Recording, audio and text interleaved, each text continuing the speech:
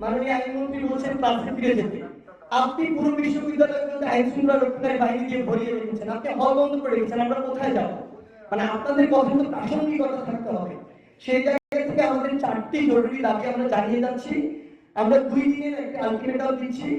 আমরা চাই বৃহস্পতিবারের মধ্যে বিশ্ববিদ্যালয় প্রশাসনের সাথে সরকারের পক্ষ থেকে কথা বলে সেই পরিবেশটি তৈরি করা হোক, এবং আমরা সকলেই যেন শুক্রবারে বাংলাদেশের সকল ক্যাম্পাসে শিক্ষার্থীরা ফিরে যেতে পারি।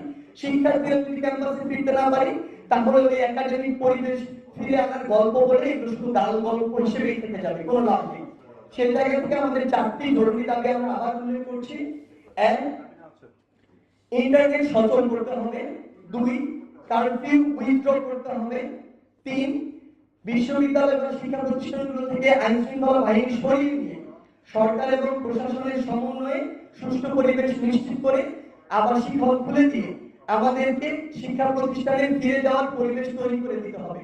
এবং 4, যেটা হচ্ছে যে আমাদের সমন্বয়ক হিসেবে শুধু এখানে নয়, সারা বাংলাদেশে যারা এই কোটার যুক্তি সংস্কারের যে আন্দোলন সেটিতে যারা সমন্বয় করেছেন তাদের নিরাপত্তা নিশ্চিত করতে হবে। আমি স্পষ্ট ভাষায় বলি, আমরা প্রতি মুহূর্তে ভয় থাকি যে কখন আমাদের গ্রেফতার করা হয়, কখন আমাদের তুলে নিয়ে যাওয়া হয়, কখন আমাদের উপরে নারীদের মতো শারীরিক বা মানসিকভাবে অত্যাচার করা হয়। সো এই 4টি জরুরি দাবি সরকার যদি বৃহস্পতিবারের মধ্যে বাস্তবায়ন করে শুক্রবারে আমাদের সেই পরিবেশটি তৈরি করে দেয়, তাহলে বাকি যে আমাদের 8টি দাবি রয়েছে সার্বিক উদ্ভূত পরিস্থিতি নিয়ে, সেগুলো নিয়ে আমাদের যে কথা বলার স্কোপটি যেটি আমাদের আহ্বান করা হচ্ছে সেটি তৈরি হবে। এবং সবশেষে আপনাদের উদ্দেশ্যে এক লাইনে একটি কথাই বলে দিতে চাই, বাংলাদেশের শিক্ষার পরিবেশ আবার সুন্দরভাবে ফিরে আসবে কিনা, আমরা ক্যাম্পাসে যাব কিনা, আমরা কবে আমাদের আন্দোলনের শেষ ঘোষণা করব, এটি পুরোপুরি নির্ভর করছে সরকার এই দাবিগুলো জরুরি ভিত্তিতে মেনে নিয়ে আমাদের জন্য পুরো বাংলাদেশে এই পরিবেশটি কতটুকু উপযোগী করে দিচ্ছে। সরকার যদি চায় এটি বৃহস্পতিবারে করতে পারে, সরকার যদি না চায় তাহলে অনেক কিছু সময় করতে পারে।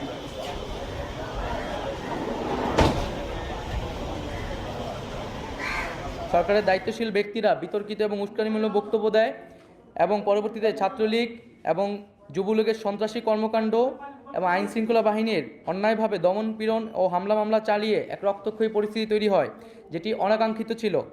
বিশ্ববিদ্যালয় প্রশাসন ও আইন শৃঙ্খলা বাহিনী যখন শিক্ষার্থীদের নিরাপত্তা দিতে ব্যর্থ হয়, তখন আমরা অভিভাবক, শিক্ষক সহ school, college, private, public, national সকল ধরনের শিক্ষার্থীদের এবং সর্বস্তরের নাগরিকদের রাজপথে নেমে আসার আহ্বান জানাই আমাদের নিরাপত্তার জন্য।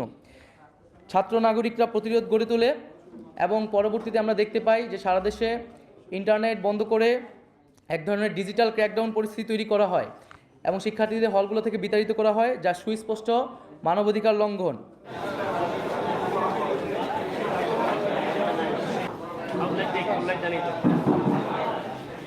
প্রতিবাদী ছাত্র নাগরিকের সাথে এই সকল সহিংস ঘটনার কোনো ধরনের সম্পর্ক নেই।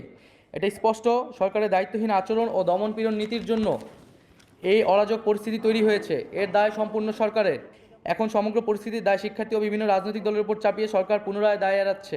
যখন আমরা শাহবাগে বারবার আহ্বান জানিয়েছি যে আপনারা আমাদেরকে এই আহ্বানটুকু করুন, বর্ষের স্কোপটুকু করে দিন, বিভিন্ন অংশীদারের সমন্বয়ে আলোচনা করে আমরা এই কোটার একটি যৌক্তিক সংস্কার চাই, তখন আমাদের কথা শোনা হয়নি। সেই দাবিকে ভাঙচুরে আপনারা পরিণত করে সেই দাবিকে মেনে নিতে গিয়ে 300, 400 কিংবা নানা যারা অজানা অসংখ্য মানুষের লাশ ফেলে দিয়ে আজকে আপনি ঠিকই সেই দাবিটি পূরণ করতে যাচ্ছেন। কিন্তু এই যে ক্ষতিগুলো হয়ে গিয়েছে বাংলাদেশের অসংখ্য পরিবারে, এগুলো আসলে কখনো পূরণ করা সম্ভব নয়। তাহলে এই যে জিনিসগুলো হয়েছে এগুলো দায় কোনটি সরকার এড়াতে পারে না।